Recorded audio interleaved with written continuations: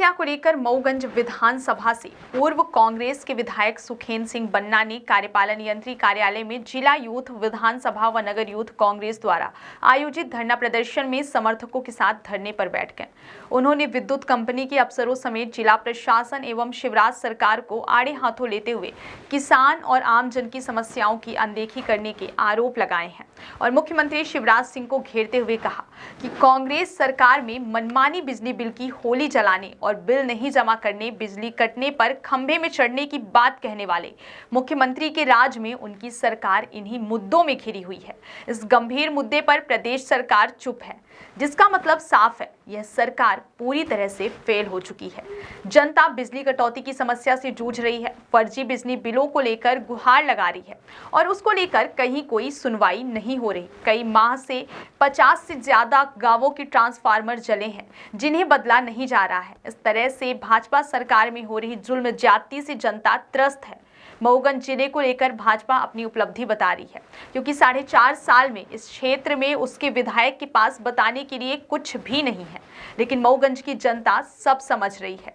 श्री बन्ना ने कहा, मऊगंज जिले के लिए मैंने जिला स्तर से लेकर तहसील स्तर पर बड़े आंदोलन किए और 50,000 जनता के साथ गिरफ्तारी दी। और इतना ही नहीं, 2018 विधानसभा चुनाव के पहले हमने यह भी कहा था कि मुख्यमंत्री को मऊगंज तभी आने दिया जाएगा जब वह मऊगंज जिला बनाने की घोषणा करेंगे, जिसके बाद उन्होंने विवश होकर मऊगंज जिले की घोषणा की।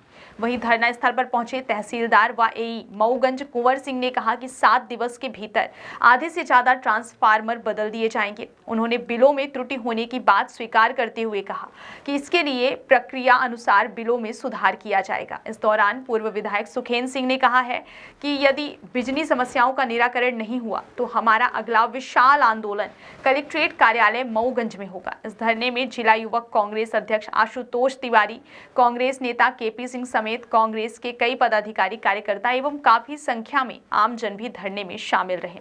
वैसे तो कोई आज की बात नहीं है, न साल भर की बात है। लगभग 18 सालों से बिजली विभाग में विशेष रूप से आम जनता के लिए बिजली विभाग के माध्यम से प्रताड़ित किया जा रहा है, लेकिन अभी तात्कालिक रूप से कई ट्रांसफार्मर जले, केबल डिस्टर्ब है, केबल कहीं है ही नहीं है, खंभे उखड़े हुए हैं।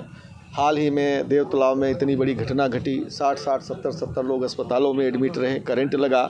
इससे बड़ी शर्मनाक बात कुछ हो नहीं सकती। इन सब तमाम बातों को लेकर के हमारी युवक कांग्रेस मऊगंज के साथियों ने इस बात का आंदोलन रखा। मैं उनको इस मंच के माध्यम से बधाई देना चाहता हूँ कि वो अति संवेदनशील हैं हमारे युवा साथी।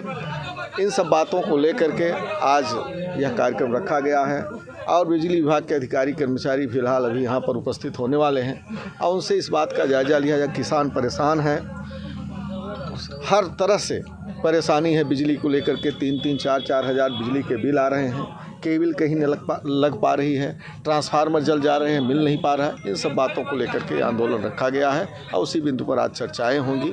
और मैं समझता हूं कि यह सरकार पूरी तरह से किसानों को, आम जन को बिजली देने में नाकाम हो चुकी है। बिजली ही नहीं, पूरा तंत्र पूरी तरह से फेल हो चुका है।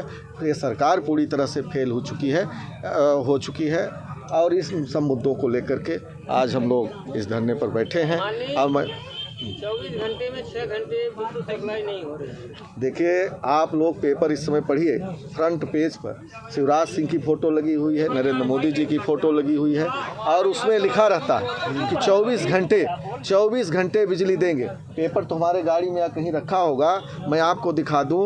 अब आप लोग पत्रकार हैं, आप लोग तो खुद ही पढ़ते होंगे कि 24 घंटे हम बिजली दे रहे हैं किसानों को और बिजली का रेट कम से कम ले रहे हैं। लेकिन जब कमलनाथ जी की सरकार थी, 100 रुपये बिजली का बिल हुआ और वो 100 रुपये 15 महीने अच्छे से चला, जनता खुशहाल थी।